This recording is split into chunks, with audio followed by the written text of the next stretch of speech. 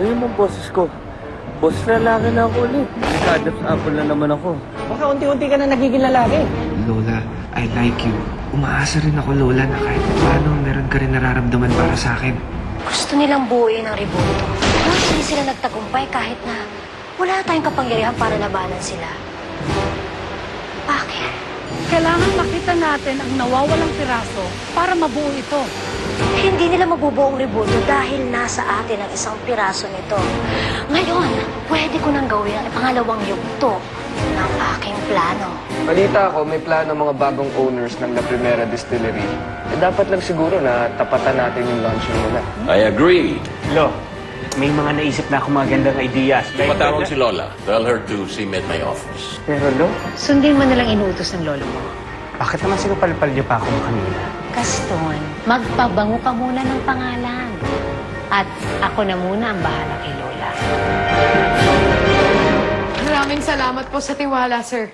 I will do my best to make you proud.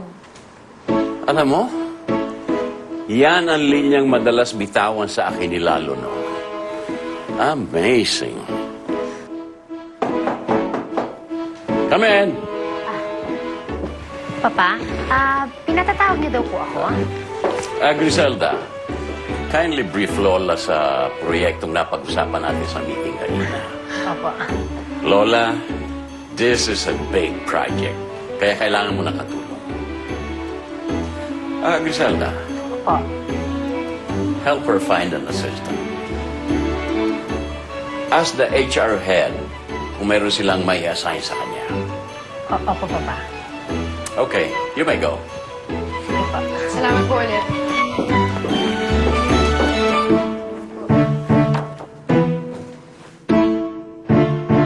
Napahanga mo ko? Ang galing mong napaikot ang ulo ng matandang yan. Excuse me? Sino ka nga ba talaga, babae ka, ha? Sabi mo naging girlfriend ka ni Lalo. Pero parang pakiramdam ko nagsisinungaling ka. Parang meron kang tinatago. At aalamin ko yun. Kaya mag-ingat ka. Nagbabantay ang mga mata ko sa'yo.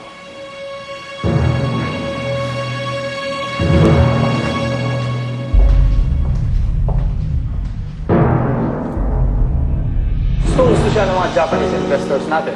Siyempre! Babae! Alam mo mga Japanese na yan, gustong-gusto niya lalo pag mukha kang Japayuki. Pero gusto she had some very brilliant ideas, di ba? Brilliant ideas ka dyan. Nakachamba lang yun. But believe me, she'll crack under pressure.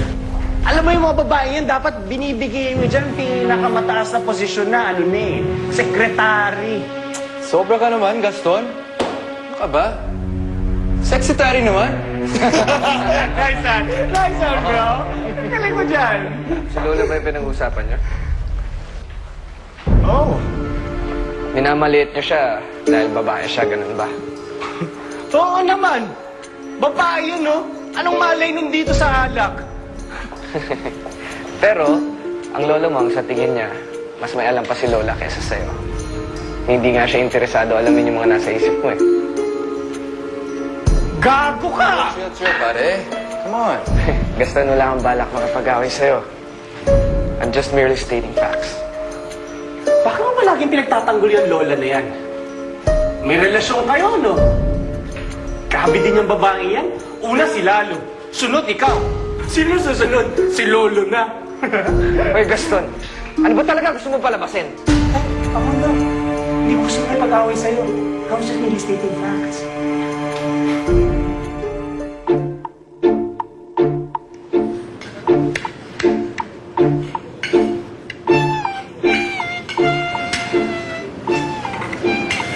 Ano po pangalan niyo? Pagsunodal po, bakit po yun natanong? Napansin ko lang kasi na lagi mo akong tinitignan. May kailangan ka ba?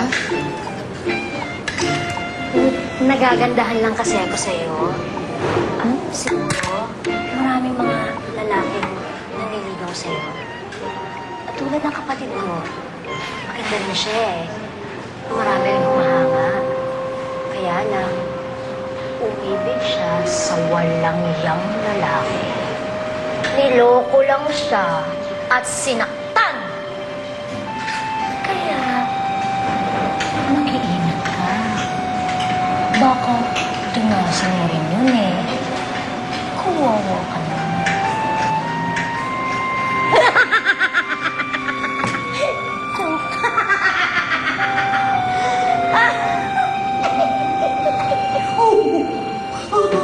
Tama yata si Gabi.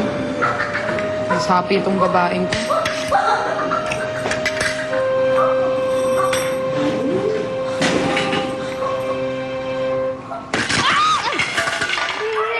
Siya, ang mamahaling blouse ko!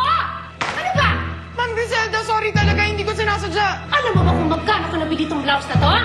Ha? Hindi ko po talaga sinasadya. Sorry po talaga. Naku, nagkamali ka talaga. Aray! Aray! Tita Griselda! Ano, Tita Griselda? Hindi mo ko kaano-ano, ha? Ma'am Griselda, please! Tama na! Tama na! Anong tama na? Aray! Naku po!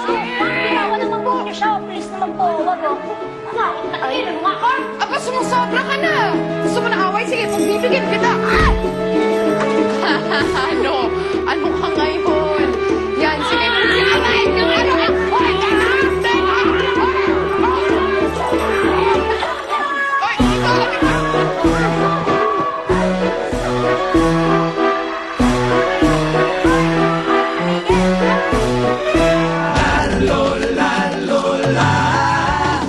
La Lola.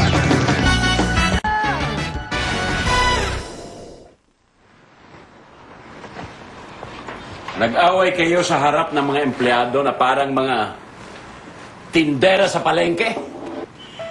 Nakakahiya kayo? Eh, siya naman ang nauna pa eh.